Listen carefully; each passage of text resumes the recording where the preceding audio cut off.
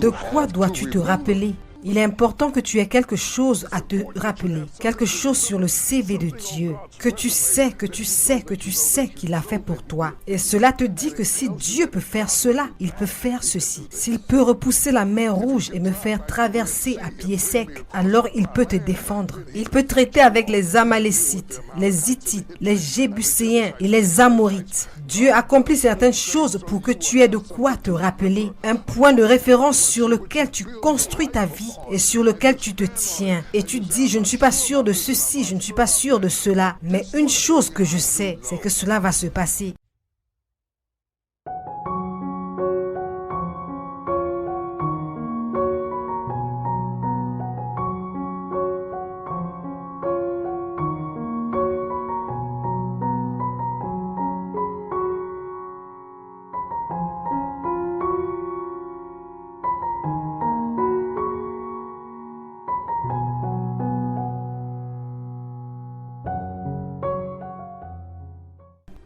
C'est la fin. Tu vas tout perdre. Tu ne t'en sortiras pas. Tu n'es pas assez intelligent. Tu n'es pas assez brillant. Tu as attendu trop longtemps. Tu aurais dû commencer plus jeune. Ce sont des voies auxquelles nous sommes tous confrontés. Pour moi, notre ministère grandissait. Nous vivions dans une belle maison, la plus belle que nous ayons jamais eue. Nous conduisions une belle voiture. Vivant d'un salaire à un autre, nous en sortions. Chaque nuit, quand je m'endors, après qu'elle soit endormie, j'entends des voix. Ces voix sont le genre de voix qui t'empêchent de vivre ta propre vie, qui t'empêchent de profiter des bons moments et de croire que ces moments vont durer. L'anxiété, la pression et la force qu'il a fallu pour passer de là où tu étais à là où tu es ne disparaissent pas. Alors tu ne crois pas vraiment que c'est à toi. Tu conduis une voiture mais tu ne crois pas vraiment qu'elle est à toi. Et tu as peur de te détendre et de te reposer vraiment parce que toute autre chose est partie.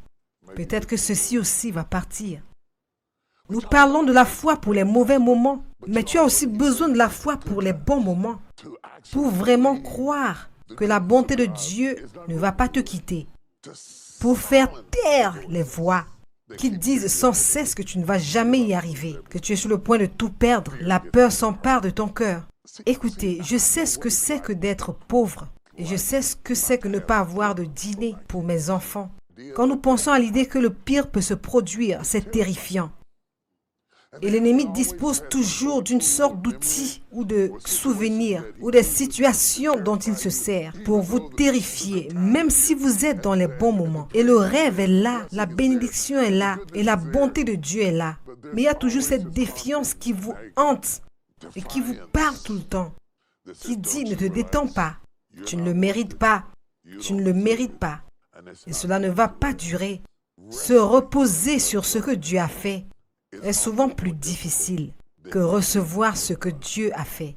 Se reposer en cela. Croire que cela va durer. Croire que vous allez vivre longtemps, que l'amour va durer, que la vie va durer, que les bons moments vont venir, que les choses seront meilleures. C'est difficile à cause des voix. Et tu es ce que tu manges. Et les voix sont la nourriture qui alimente ta foi ou ta peur. Donc, si tu peux changer ton régime, alors tu peux changer ton résultat. Mais tu dois cesser de te parler à toi-même comme tu le fais. Car si tu continues de parler à toi-même comme tu le fais, tu seras toujours là où tu as toujours été. C'est ce que tu dis en toi-même qui te guérit. La femme qui avait le problème de sang s'est dit à elle-même, si seulement je peux toucher le bord de son vêtement, je serai guérie. Il n'y avait pas d'écriture pour valider cela. Elle ne peut pas dire qu'elle était en train de citer ni Deutéronome ni Nombre ou quoi que ce soit. C'est juste quelque chose qu'elle s'est dite à elle-même. Il n'y avait pas de doctrine autour de cela. Nous n'avions jamais vu cela se produire auparavant. Mais elle s'est dit à elle-même, si je peux seulement toucher le bord de son vêtement, je serai guérie. Et pendant tout ce temps, elle rampait. Elle ne cessait de dire encore et encore. Si seulement je peux toucher, si seulement je peux toucher, si seulement je peux toucher, si seulement je peux toucher, si seulement je peux toucher le bord de son vêtement. Et sans la permission de Jésus, et sans le soutien des disciples, elle s'est approchée de lui en rampant et elle a arraché un miracle. Elle l'a arraché. Elle l'a arraché à cause de ce qu'elle se disait à elle-même. Tu vois toutes ces voix qui disent ce que tu ne peux pas faire, ce que tu ne peux pas avoir, ce que tu ne peux pas être, ce qui ne peut pas durer, ce qui ne va pas fonctionner. C'est ainsi que l'ennemi éloigne les promesses de Dieu dans votre vie. Et il faut une parole pour combattre une parole. C'est pourquoi lorsque Jésus était dans le désert et que Satan lui lançait des paroles, il lui lançait des paroles en retour. Et ce que nous devons faire, c'est mettre la parole sur la parole. Je suis béni. Béni dans la ville, béni dans les champs, béni dans mon élévation, béni dans mes chutes. Je serai béni jusqu'à ma vieillesse. Je serai béni quand je serai un vieil homme. Mes petits-enfants seront bénis. Mon corps est béni. Mon corps, mon esprit est béni. Ma tête est bénie. J'ai cela, je peux le gérer, je peux le faire. Apportez-le-moi. Ce genre de discours, te dire cela à toi-même, chasse toutes les autres voix de négativité qui nous suivent tous et qui nous disent que nous ne sommes pas capables, que nous ne sommes pas compétents, que nous ne sommes pas assez doués, que nous ne sommes pas assez bons, que nous avons attendu trop longtemps ou que Dieu nous punit. Alors répondre à ces voix en leur parlant fait taire l'ennemi. La pression à laquelle je faisais face, je l'avais causée moi-même. Parce que la pression que je subissais venait des choses auxquelles j'ai donné l'autorisation de raisonner dans ma tête. Et je me demande s'il y a des choses qui résonnent dans votre tête en ce moment et qui vous empêchent de vivre votre meilleure vie. Parce que vous ne voulez pas les faire taire en leur répondant. Vous aurez tout ce que vous dites. Ainsi le dit la parole de Dieu. Vous aurez tout ce que vous dites. Si c'est la trahison, vous aurez tout ce que vous dites. Si c'est une vie sans amour, vous aurez tout ce que vous dites. Cela ne fonctionne pas seulement positivement, cela fonctionne aussi négativement. Vous aurez tout ce que vous direz. Elle l'a touché et elle était complètement guérie. Et il a dit, qui m'a touché? Ce qui signifie qu'il est ignorant de ce qui se passe. Tout cela se passe dans sa tête. Tout cela se passe dans sa tête. Et le Seigneur qui est omniscient pose une question. Qui m'a touché? Et les disciples, voulant être importants, lui répondent en disant, « Tout le monde te touche. » Il a dit, « Non, non, non, non, non, non. Ce n'est pas de ça que je parle. Tout le monde autour de moi ne me touche pas. Tout le monde autour de moi ne me touche pas. Tout le monde autour de moi ne me touche pas. Ce n'est pas parce que tu es autour de moi que cela veut dire que tu me touches. Quelqu'un m'a touché. Quelqu'un m'a touché. » Et elle est sortie de la foule et a dit, « C'était moi. C'était moi. » Elle a obtenu un miracle alors que Jésus ne regardait même pas. À cause de ce qu'elle se disait à elle-même. C'est ce que je veux que tu comprennes. Et arrête de laisser ces autres paroles t'écraser. Si je dis excellent, tu dis excellent. Excellent. Excellent. Le problème est que nous disons tous le même mot, mais nous ne voulons pas dire la même chose.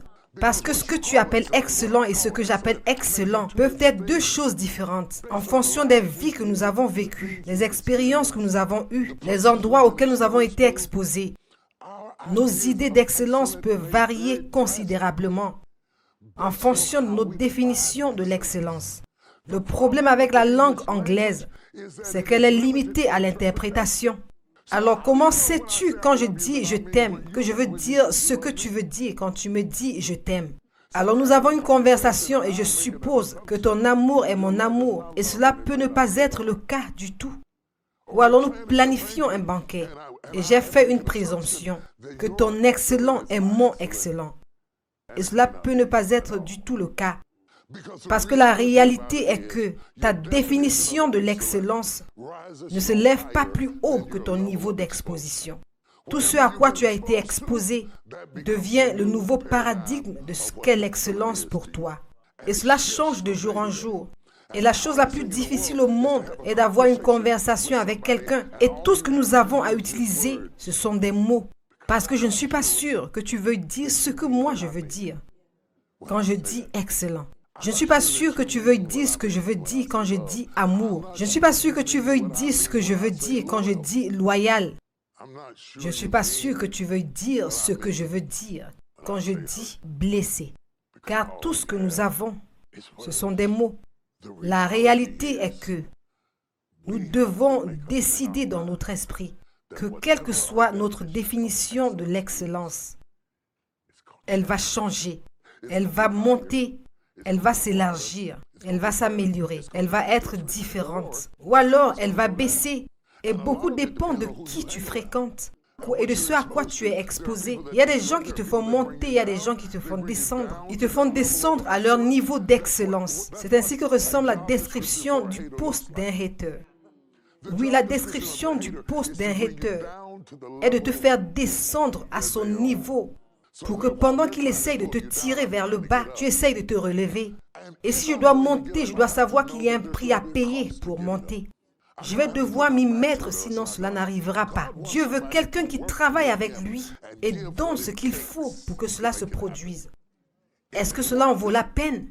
Absolument. Je ne veux pas mourir.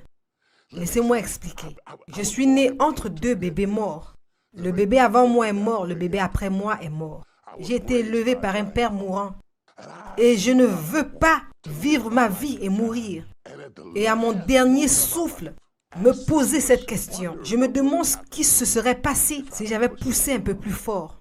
Je ne veux pas me retrouver à la fin du chemin et me demander ce qui se serait passé si j'avais poussé un peu plus fort. Je ne veux pas me demander cela. Je veux arriver à la fin du chemin comme Paul et dire j'ai combattu le bon combat.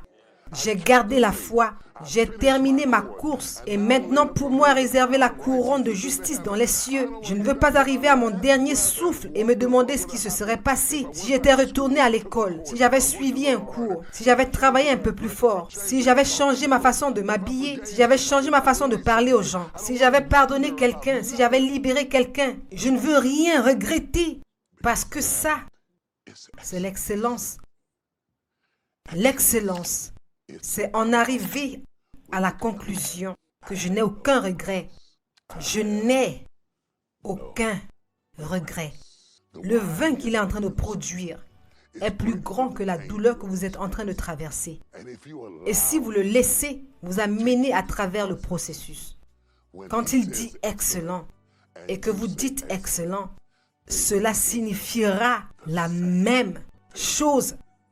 Les dernières paroles du voleur sur la croix étaient « Souviens-toi de moi ». Les paroles de Jésus lors de la scène, c'est chaque fois que vous faites cela, faites-le en mémoire de moi. Que signifie en mémoire de moi? En mémoire de moi, c'est-à-dire remettre ensemble. Souvenez-vous de moi. Quand nous nous souvenons de ce que Dieu a fait, cela devient la fondation sur laquelle nous construisons nos vies. Notre maison n'est pas une fondation. Et personne ne peut vivre dans une fondation. Mais elle doit avoir une fondation pour être une maison. Et je ne suggère pas que votre vie commence, finit, et que tout au long, il n'y a rien d'autre que Jésus, Jésus, Jésus. Parce que vous devez faire sortir la poubelle. Vous devez vous brosser les dents. Vous devez vous coiffer les cheveux. Vous devez vous faire les ongles. Vous devez vous faire de la pédicure. Sinon, vous allez déchirer vos couvertures quand vous allez vous allonger dans le lit la nuit. Tout cela arrive, mais je dis que Dieu est la fondation. Quand Dieu a délivré les enfants d'Israël d'Égypte, il a fait comme une fondation pour qu'ils se souviennent. Et tout au long de l'Ancien Testament, il a dit encore et encore, ne suis-je pas le Dieu qui vous a fait sortir de la mer Rouge? Ne suis-je pas le Dieu qui vous a fait sortir par ma propre main et mon bras fort? Cela devient un point de référence vers lequel vous faites face à l'avenir, en vous souvenant de ce qu'il a fait dans le passé, en vous remémorant cela encore et encore, et encore et encore, et en le recréant comme un point de référence pour combattre, pour tenir bon, pour conduire, pour prêcher, pour enseigner. De quoi devez-vous vous souvenir? Il est important que vous ayez quelque chose à vous rappeler, quelque chose sur le curriculum vitae de Dieu, que vous savez qu'il a fait pour vous. Et cela vous dit que si Dieu a fait cela, il peut faire ceci. S'il peut repousser la mer Rouge et me faire traverser à pied sec, alors il peut combattre pour toi. Il peut traiter avec les Amalécites, et les Hittites, et les Jébusites, et les Amorites. Dieu fait certaines choses afin que vous ayez quelque chose à vous rappeler, un point de référence sur lequel construire votre vie et sur lequel vous tenir en vous disant je ne suis pas sûr de ceci, je ne suis pas sûr de cela, mais une chose que je sais, vous devez savoir cela, vous devez savoir cela, vous devez savoir cela quand votre fiancé ne le sait pas, quand vos guerriers de prière ne le savent pas, quand vos enfants ne le savent pas, quand votre mère ne le sait pas. Quelque chose que vous savez, cela devient le catalyseur contre les épreuves, contre les traumatismes, contre les nuits sans sommeil, contre le virus, contre la crise, contre les temps que nous vivons. Nous vivons des temps les plus périlleux que nous ayons connus depuis 100 ans. Nous vivons à une époque où près de 700 000 personnes sont maintenant mortes de quelque chose que nous ne pouvons même pas voir. Nous luttons contre un ennemi invisible.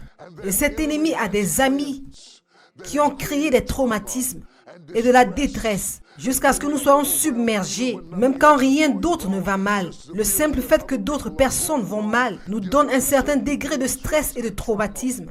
Comment nous lever contre cet ennemi invisible que nous combattons maintenant? Bien sûr que nous devons faire tout ce que nous pouvons pour nous protéger du virus. Mais je ne parle pas seulement du virus, je parle de votre esprit, je parle de vos émotions, de votre santé, de votre pensée, de votre combat, votre dynamisme, votre sens de normalité, votre courage de sortir de la maison, votre courage de sortir du lit, du courage de continuer quand il y a une menace. Cela nécessite qu'il y ait quelque chose à propos de Dieu dont vous devez vous rappeler. Pour les enfants d'Israël, c'était le sang de l'agneau qui était peint sur le linteau des portes. Et l'ange de la mort passait en disant, « Quand je verrai le sang, je passerai par-dessus toi. » C'était en marchant vers la mer Rouge et en entendant 600 chars choisis qui venaient pour les poursuivre, en disant, je vais vous rattraper. Il voulait les rattraper, mais laissez-moi vous dire un secret. Il essayait aussi de récupérer la richesse qu'ils avaient prise.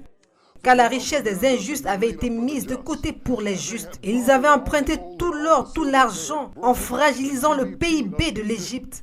Ils ne voulaient pas seulement les esclaves, ils voulaient récupérer l'argent, ils voulaient les joyaux, ils voulaient l'or, ils voulaient l'argent, ils voulaient les choses avec lesquelles le tabernacle serait effectivement construit. Il essayait de tout récupérer. Il aurait pu obtenir plus d'esclaves n'importe où. Il essayait de récupérer tout ce qu'ils avaient emprunté. Ils avaient emprunté toute l'économie de l'Égypte. Ils se dirigeaient vers la mer Rouge, car la richesse des injustes est amassée pour les justes. Et quand Dieu vous fait sortir, il fait sortir suffisamment pour vos enfants. La Bible dit que Dieu a mis tellement de richesses sur eux que leurs enfants devaient porter sur leur dos la richesse que Dieu avait mise sur eux. Je veux le genre de bénédiction qui affecte mes enfants et les enfants de mes enfants et les enfants des enfants de mes enfants. Je veux que mes petits-enfants soufflent des baisers sur ma photo quand je serai mort et parti. Je veux qu'ils puissent dire, si ça n'avait pas été pour ce vieil homme, je n'aurais jamais...